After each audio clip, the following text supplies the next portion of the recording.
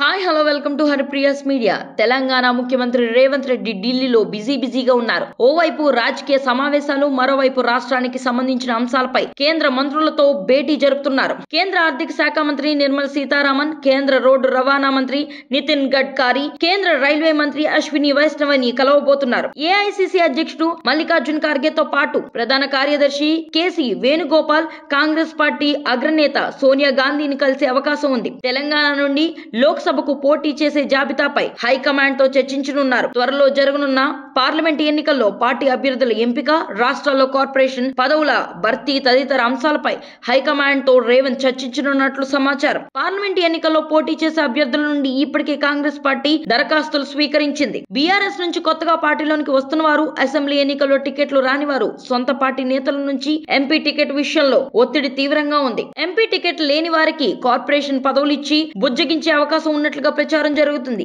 ఈ నేపథ్యంలో ఈ అంశంపై అధిష్టానంతో చర్చించడానికి సీఎం ఢిల్లీకి వచ్చినట్లుగా సమాచారం.